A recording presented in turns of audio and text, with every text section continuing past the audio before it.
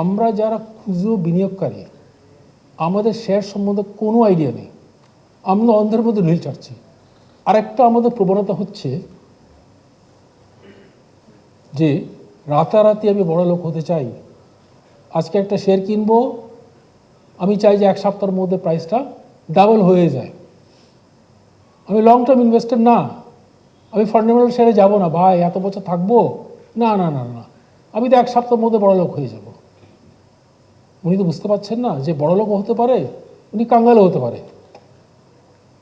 That is more important, কারণ আপনার life টাইমের পুঁজি আপনি এই রিস্ক নিয়ে, এই ঝুঁকি নিয়ে একটা শেয়ার ইনভেস্ট করলেন যার কোনো ফান্ডামেন্টাল নাই। তাহলে ইন দ্যাট কেস কী করণীয়? কী করণীয় প্রমাণ করে দিয়েছে আমাদের পার্শ্ববর্তী দেশ ইন্ডিয়া। আপনাদের হয়তো পরিসংখ্যানটা আপনারা জানেন না, অনেকে কথাটা বলেছে, আসল নাম্বারটা কি জানেন? বাংলাদেশ হচ্ছে জিডিপির 6%, বাংলাদেশ। ইন্ডিয়া হচ্ছে 130%। 130% হচ্ছে ওদের market capitalization as a percentage of GDP. এখন এত প্রশ্ন করবে কি ওখানে তারা আলাদিনের চারাক চুরি ওরা জ্বালিয়ে দিল ওখানে? একটা উত্তর, সেটা কি জানেন? একটাই উত্তর, মিউচুয়াল ফান্ড ইন্ডাস্ট্রি।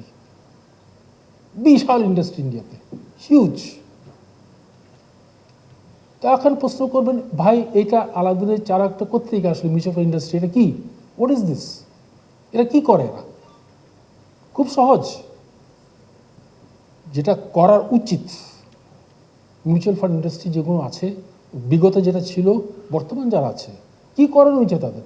তাদের কাজই হচ্ছে একটা শেয়ার ভ্যালুয়েশন করে বলা যে আজকের প্রাইস হচ্ছে 10 টাকা, এই শেয়ারের প্রকৃত মূল্য হচ্ছে 8 টাকা, বিক্রি করেন আপনি।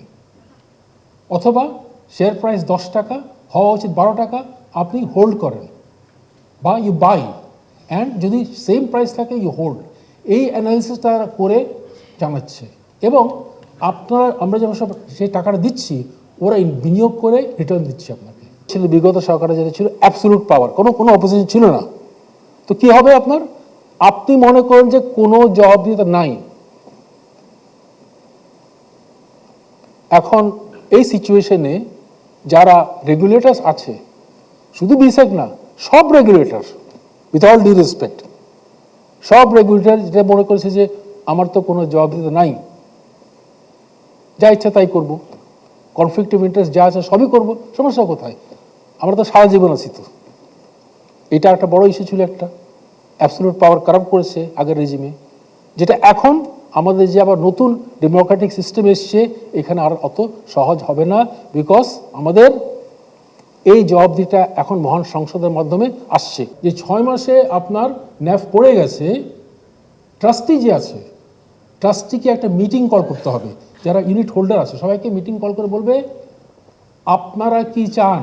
75% যদি ভোট করে বলে যে আমরা হয় এইটা লিকুইডেট করতে চাই, অথবা আমরা এটাকে ওপেন এন্ডে করতে চাই, ওপেন এন্ড মিউচুয়াল ফান্ড, যেটা সায়েন্টিফিক। অনেকে আপনারা জানেন যে what is this open end mutual fund?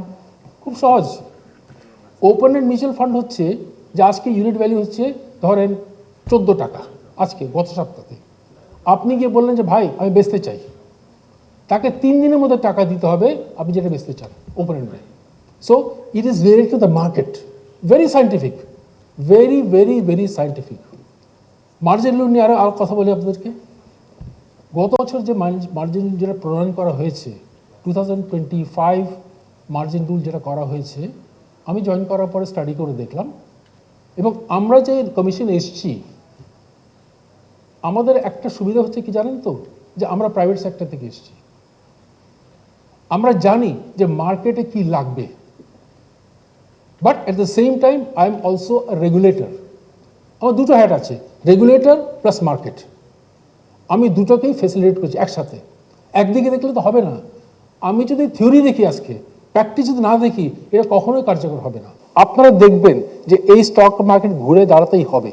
আমরা যেসব পদক্ষেপ নিচ্ছি, in the next 2-3 months it will cross it will go much beyond what you are seeing today, much beyond.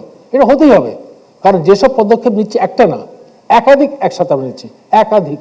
আপনারা হয়তো বুঝতে পারছেন না, এইসব মাল্টিন্যাশনাল কোম্পানি যারা আছে তাদের অনেকগুলো কিন্তু সিক্রেটস থাকে, ইন টার্মস অফ ওদের সিক্রেট রেসিপি আছে বা কিছু সিক্রেট নোয়া আছে। তারা চায় না যে এগুলো পাবলিক জানুক। আপনি যখনই লিস্টিংয়ে যাবেন আপনাকে ইন্ডিপেন্ডেন্ট ডিটেক্টর দিতে হবে, স্বতন্ত্র পরিচালক দিতে হবে। এই কারণে তারা চায় না যে এসে এক্সপোজারে তারা আসুক। এই অনীহাটা এই কারণেই আসছে। ওদের governance is very strong governance, but এই অনীহাটা কেন আসছে? বিকজ তারা মনে করে যে আমি আজকে যদি স্বতন্ত্র পরিচালক নিই, এদের কোয়ালিটি কি আমি সেটা জানি না হচ্ছে, নাম্বার ওয়ান। তো এই কারণে ওদের অনীহাটা রয়ে গেছে যে কেন তারা আসছে না। তবে ইনশাল্লাহ আপনারা দেখবেন যে আমরা কিছু পদক্ষেপ নেব যেটার দ্বারা ওরা স্টক মার্কেটে আসবে। এটা আপনারা আগামীতে অচিরে আপনারা দেখবেন। দুঃখের বিষয় হচ্ছে যে যেসব কোম্পানিগুলোকে বা যেসব আর্থিক প্রতিষ্ঠানগুলোকে মার্জ করা হচ্ছে, আপনি যদি তাদের ব্যালেন্স শিট দেখেন, কি দেখেন আপনার ওখানে? কেউ কি জানেন ওখানে কি আছে? বিশাল লস। কারণ এনপিএল হয়ে তাদের ইকুইটি বলে কোনো কিছু নাই। Equity is hugely negative, huge negative equity. মানে আমার যে সম্পদ ছিল, সম্পদ থেকে দেনা অনেক বেশি এখন, এটা কোনো ভ্যালু নেই। এখন এই সিচুয়েশনে আলটিমেটলি সরকারকে একটা সিদ্ধান্ত নিতে হবে যে সাধারণ বিনিয়োগকারী যারা ছিল, হ্যাঁ ভ্যালু নাই, ঠিক আছে, বাট ওরা তো ক্ষতিগ্রস্ত, কি করা যায়? এটা সিদ্ধান্ত তো আমি দিতে পারবো না। তো এটা ultimately Bangladesh bank has to give a solution to this one. আমি বহুজাতিক কোম্পানিতে ছিলাম 38 বছর। প্রথম কোম্পানি ছিল ব্রিটিশ আমেরিকান টোব্যাকো, লাফার্জ হোলসিমের সিএফও আমি ছিলাম। 5টা বোর্ডে বসতাম। দেখেন একটা জিনিস আপনাকে বলি, আমি একটা বহুজাতিক কোম্পানি, আমার তো ক্যাপিটালে কোনো নিড নেই, আছে? আমি তো বাইরে বড় করবো at 4%, লন্ডনে বড় করবো 4%, ইউএসএতে বড় করবো 4%, 5%। এই টাকাটা বাংলাদেশে নিয়ে আসবো। আজকে যদি আমি লিস্টিং করি, আমাকে তো যে আমরা যে বলি রিটার্ন অন শেয়ারহোল্ডার্স, মিনিমাম শেয়ারহোল্ডার্স এক্সপেকটেশন 15%, 20%, বলে আমি কেন লিস্টিং করবো? 1 নম্বর। 2 নম্বর আপনি বুঝতে হবে, দেখেন এইসব মাল্টিন্যাশনাল কোম্পানি যারা আছে তাদের অনেকগুলো কিন্তু সিক্রেটস থাকে, ইন টার্মস অফ ওদের সিক্রেট রেসিপি আছে বা কিছু সিক্রেট নোয়া আছে। তারা চায় না যে এগুলো পাবলিক জানুক। আপনি যখনই লিস্টিংয়ে যাবেন আপনাকে ইন্ডিপেন্ডেন্ট ডিটেক্টর দিতে হবে, স্বতন্ত্র পরিচালক দিতে হবে। এই কারণে তারা চায় না যে এসে এক্সপোজারে তারা আসুক। এই অনীহাটা এই কারণেই আসছে। ওদের governance is very strong governance, but এই অনীহাটা কেন আসছে? বিকজ তারা মনে করে যে আমি আজকে যদি স্বতন্ত্র পরিচালক নিই, এদের কোয়ালিটি কি আমি সেটা জানি না হচ্ছে, নাম্বার ওয়ান। তো এই কারণে ওদের অনীহাটা রয়ে গেছে যে কেন তারা আসছে না। তবে ইনশাল্লাহ আপনারা দেখবেন যে আমরা কিছু পদক্ষেপ নেব যেটার দ্বারা ওরা স্টক মার্কেটে আসবে। এটা আপনারা আগামীতে অচিরে আপনারা দেখবেন।